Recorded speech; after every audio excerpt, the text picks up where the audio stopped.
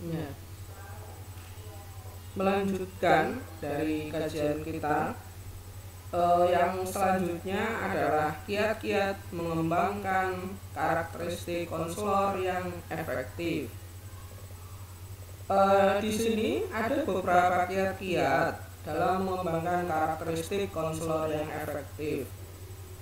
Oleh karena itu, kita nanti tidak hanya belajar sekali saja, tapi kita belajar dua tema ya, yang berbicara tentang kiat-kiat pengembangan karakteristik konselor yang efektif.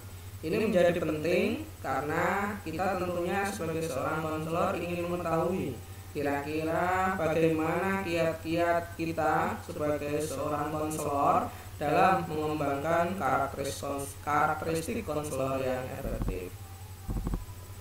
Selanjutnya nanti kita juga akan belajar tentang hubungan konseling, yaitu antara konselor dan juga klien. Hubungan konseling ini kita kaji agar supaya kita dalam rangka melaksanakan konseling itu bisa menciptakan hubungan yang kongruen, hubungan yang harmonis, hubungan yang saling percaya, sehingga problem-problem yang dialami oleh klien bisa terselesaikan dengan efektif dan juga baik. Selanjutnya kita juga akan belajar tentang isu-isu etik dalam praktik konseling. Ada beberapa isu etik dalam praktik konseling. Misalnya, sebagai seorang konselor, kita biasanya secara tidak sengaja melakukan internalisasi nilai-nilai ataupun pemaksaan nilai-nilai konselor kepada klien. Ataupun kita juga terkadang merasa bingung kapan seorang konselor menghentikan layanan konselingnya, dan kemudian apakah klien boleh meminta seorang konselor untuk berhenti dalam pelayanan konseling. Yang selanjutnya adalah syarat-syarat konselor dalam Islam. Kita sebagai mahasiswa bimbingan konseling pendidikan Islam tentunya harus tahu kira-kira syarat-syarat apa saja yang kemudian harus dimiliki oleh seorang konselor Islam. Yang selanjutnya adalah berbicara berbagai isu etik dalam perspektif lintas budaya. Setiap perjumpaan konseling itu adalah perjumpaan lintas budaya, karena antara konselor dan juga konseli itu adalah pribadi yang berbeda, dari latar belakang berbeda, dari keluarga berbeda, dari pola asuh yang berbeda, sehingga perjumpaan konseling adalah perjumpaan lintas budaya.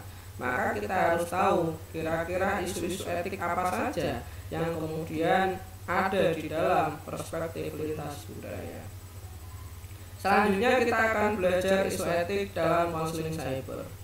Perkembangan teknologi sekarang ini yang sangat pesat sekali memaksa kita sebagai seorang konselor untuk senantiasa mengikuti perkembangan zaman dan juga melakukan inovasi dalam layanan konseling, yaitu dengan memanfaatkan media-media internet, media-media virtual, media-media cyber dalam proses konseling kita. Nah, dalam melaksanakan konseling cyber, kira-kira apa saja isu etik yang harus dimiliki, yang harus diketahui oleh seorang konselor? Yang terakhir adalah kompetensi konselor pendidikan. Sebagai seorang konselor, juga sebagai seorang guru, karena seorang konselor juga melakukan proses pendidikan melalui pembimbingan. Oleh karena itu, sebagai seorang konselor harus menguasai kompetensi yang dimiliki oleh seorang guru, misalnya kompetensi pedagogik, kompetensi pribadi, kompetensi sosial, dan juga kompetensi profesional. Itu mesti dimiliki oleh seorang konselor. Itu beberapa yang akan kita pelajari tentang sosok utuh konselor, identitas diri dan identitas profesi, konselor sebagai pribadi dan profesi, pengembangan landasan dan identitas religius, kiat-kiat mengembangkan konselor yang efektif, hubungan konseling, isu-isu etik, praktik konseling, syarat-syarat konselor Islam, berbagai isu etik dalam perspektif lintas budaya, berbagai isu etik dalam konseling cyber, dan yang terakhir kompetensi konselor pendidikan atau guru BK. Terima kasih. Itu yang bisa saya sampaikan. Semoga bermanfaat dan menjadi orientasi ataupun perkenalan kita semua tentang mata kuliah pengembangan pribadi konselor. Semoga sehat selalu.